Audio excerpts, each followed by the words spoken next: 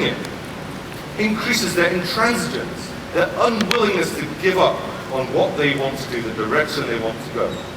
Does that type of intransigence improve their chances of dominating the collective consensus?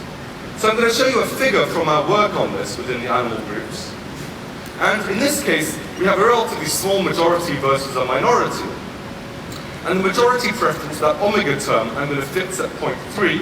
And then along my x-axis, I'm going to plot what happens to group decisions as the minority increases the strength of their opinion. And so I'll take you through this figure here.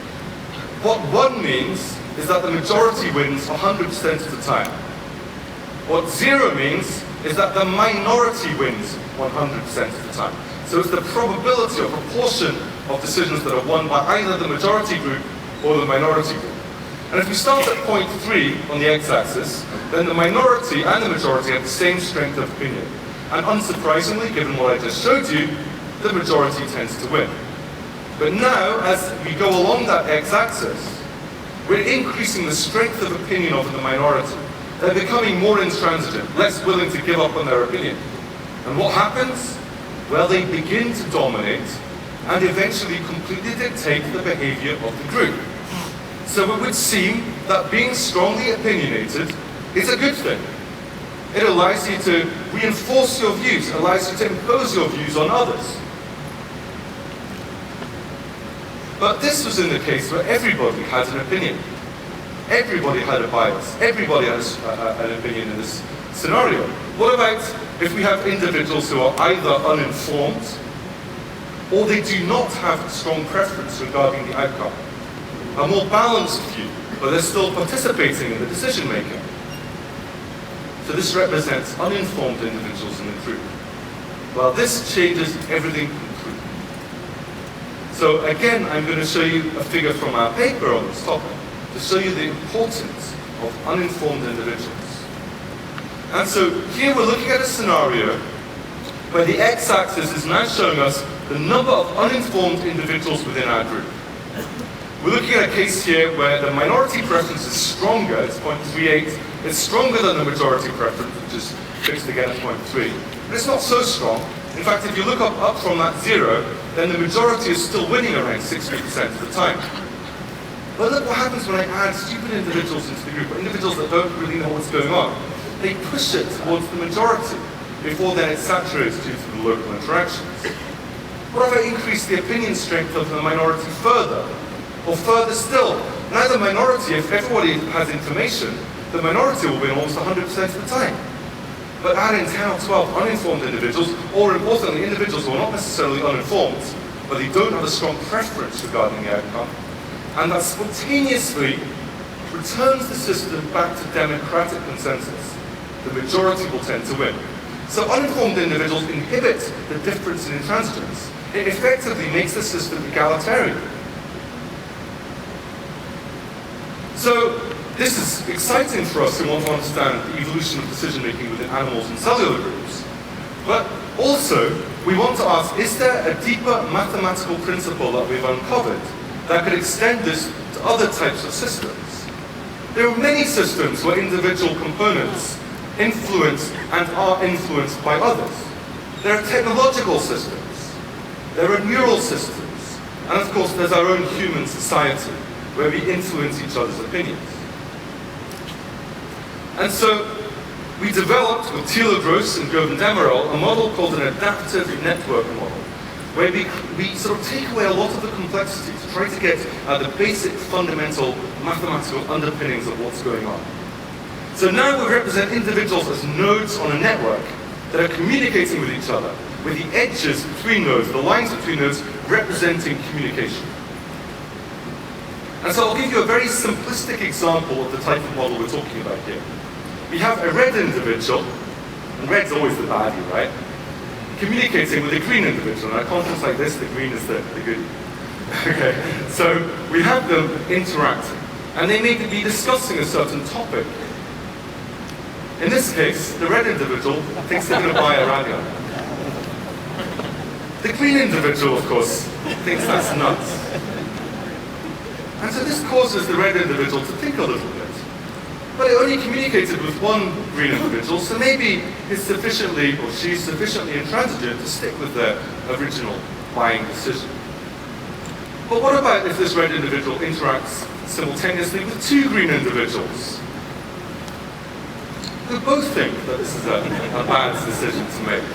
Well, this is a much stronger probability of actually changing the individual's opinion. Actually, it doesn't need to be much stronger, but it does have to be greater than the sum of the probabilities of individuals. And of course, this is a very simplistic representation. In our model, we look at much wider scenarios, but this is the fundamental ingredient.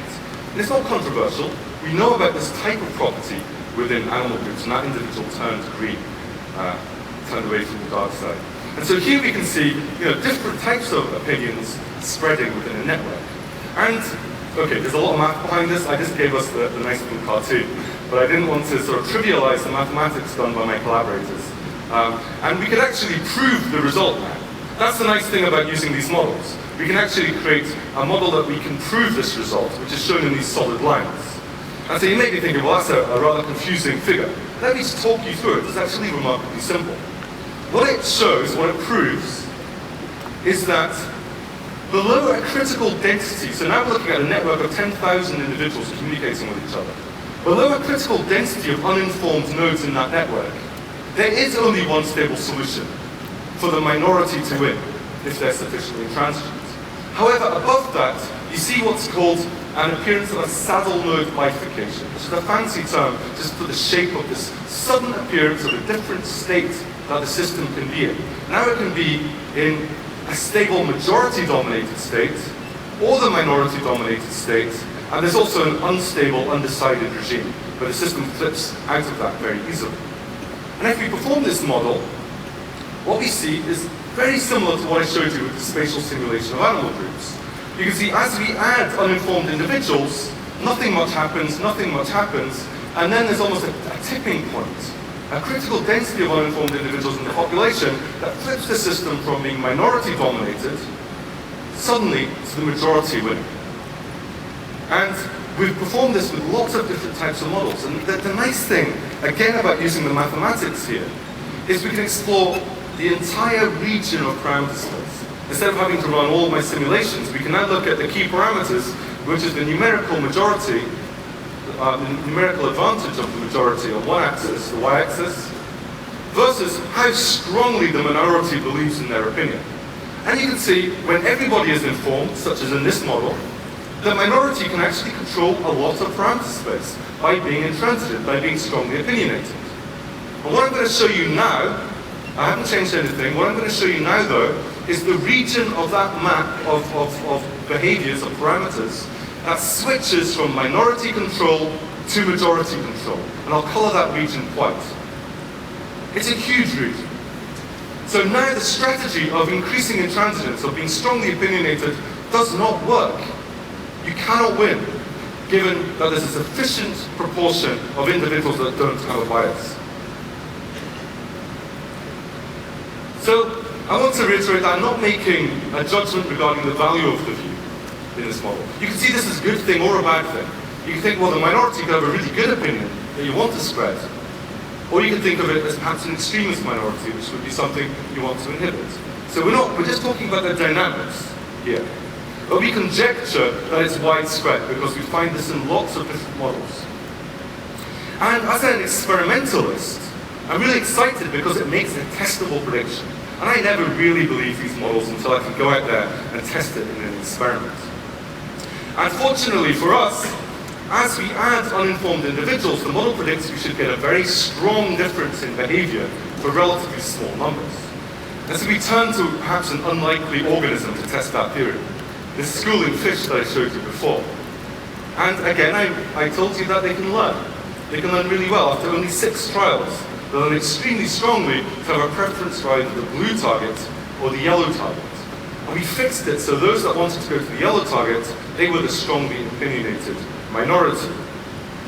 And so here we can see the results from the experiment with the fish, where there are no uninformed individuals. And as I told you, we biased it, so the minority has a strong opinion, therefore the minority tends to win. But now if we add 5 or 10 untrained, uninformed individuals, we return control to the majority. They promote democratic consensus. So the message here is that uninformed individuals inhibit extremism and promote democracy in consensus in animal groups, and we'd love to test this also with humans. Well, you may think, well, these models are very simplistic. You know, am I really going to be convinced by talking to somebody about what to buy? Well, yes, you are. I mean, that's the sort of fundamental principle of advertising and so forth. And even, you know, complicated organisms like us humans can behave in remarkably, apparently simplistic ways. The gentleman in the middle with a hat is unaware that this is an experiment being conducted upon him. He thinks he's in an elevator with other civilians. In actual fact, the others are actors, are playing a role here. And look at the influence they have on this chap.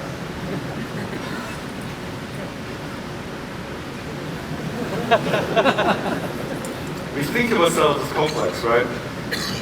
Maybe not so much.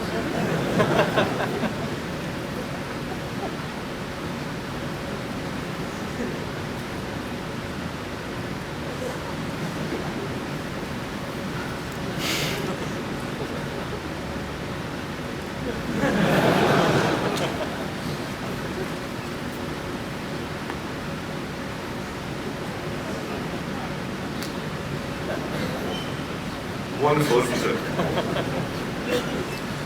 And to give you another example, and this is where I'm going to help you, suddenly if you're a gentleman, there's no data for women at the moment, but given this is a technology conference, it doesn't matter too much.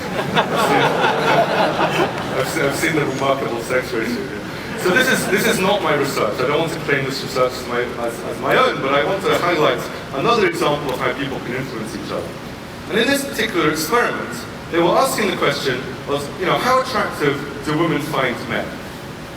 And then they can also ask an independent set of women who see a man with an apparent consort, how attractive the woman finds the man. And so if we look, for example, at unattractive men who are paired with three types of consorts, a low attractive woman, a medium attractive woman, and a very attractive woman, you can see this dramatically affects how attractive women find the gentleman. If he is seen with an attractive woman, women find this individual more attractive than they otherwise would. And so it's really tapping perhaps into something quite deep. This also works for medium attractive and to a lesser degree attractive men. So we think of ourselves as complex, but these types of results suggest that perhaps in certain types of scenarios, such as crowd scenarios, we're perhaps more simplistic than we would like to give ourselves credit for. So here we can see some experiments we're doing where we're actually putting actors in crowds and manipulating social tendencies and the flow of information within these types of environments. That's it. In the last part of my presentation today, I want to give you another example of a dramatic collective mass migration of insects. And really amazingly, we don't have any understanding, or we didn't, as to where and when and why insects exhibit mass migration. And yet, this is an important problem. The organism we study are locusts. And many of you will be familiar with these types of flying swarms. Yet by the time the groups take flight like this, it's like a wildfire that's gone out of control. It's extremely costly and difficult to control. And in actual fact, locusts hatch out from these eggs. This is time-lapse footage from a lab when I was in Oxford. And they will dry themselves and start to march. And they don't even have wings at this stage of life. So for the first couple of months, it's entirely two-dimensional. And this is thought to be the key critical stage of control. So I do my field research in Mauritania. I'll show you some pictures of that shortly. This one species of locust, the desert locust, can invade up to 1/5 of the Earth's land surface. And yet you probably haven't heard about this big problem. Why is that? The Food and Agriculture Organization of the UN estimate that they impact the livelihood of 1 in 10 people on the planet. But these are poor people who can't afford agrochemicals. So that's why you don't know about it. In a review in the prestigious journal Science, it was written that even after 50 years fighting locusts, it's more of an art than a science. It's very embarrassing, because it's one of the best studied organisms at the individual level. So to try to address this, we performed a series of laboratory experiments, shown here, where I developed software to track the motion of the individuals simultaneously to allow us better insight into how they communicate with each other. And what we found was kind of cool. we find them behave like a magnet, like particles in a magnet. They tend to align with each other, and at low densities shown on the left there, they behave a bit like a gas, where one is clockwise motion and -1 is anti-clockwise motion. As they increase density, spontaneously they start running around clockwise and suddenly switch to anti-clockwise. And at high enough densities, they will select one direction, in this case clockwise, and go that way for the entire experiment. But this didn't tell us why they were doing it. And this is an example where it was completely fortuitous. I had a postdoc who was, well, let's face it, he was a passive-aggressive Frenchman who always wore black. And he would come in and dismantle the experiments, and I would set them up in the morning, he would dismantle them.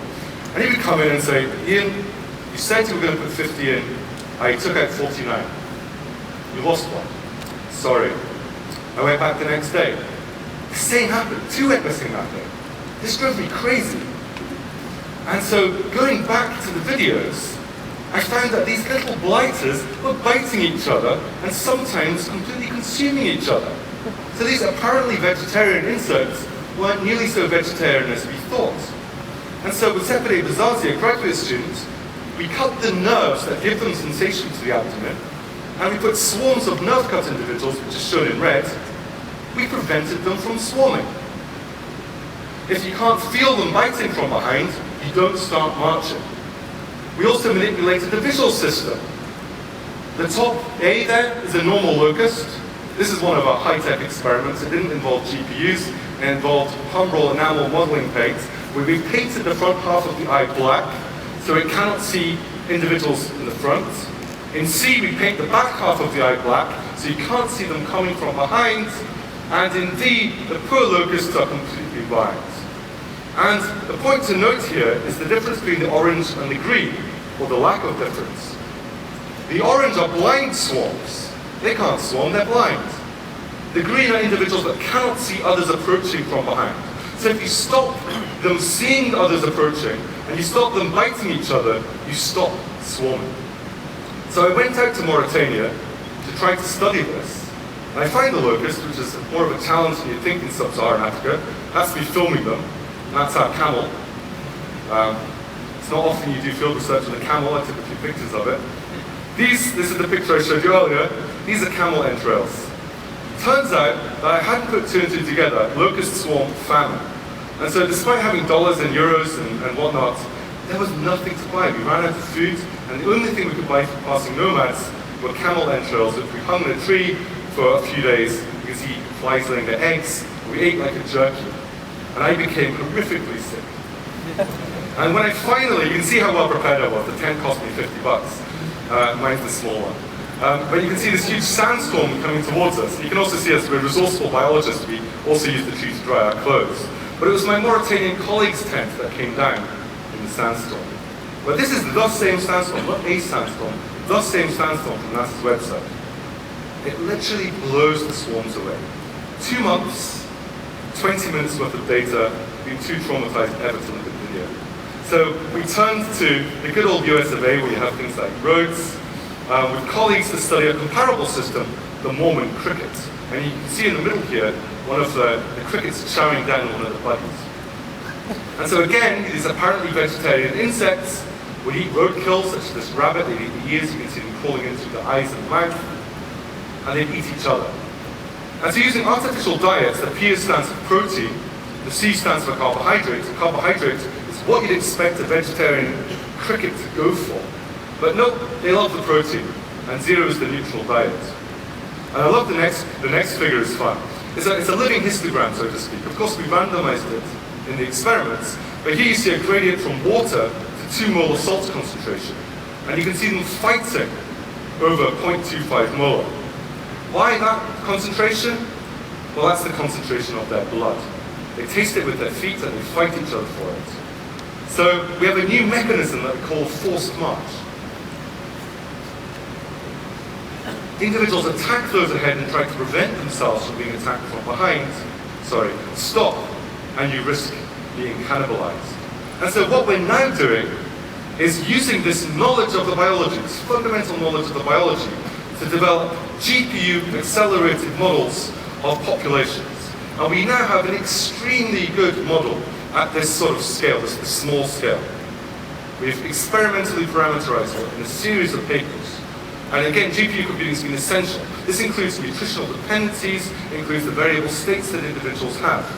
But what we really need to do is to deal with this problem. I took this from the FAO's Locust Watch, just from a couple of weeks ago. You can see swarm formation imminent in Libya and Algeria.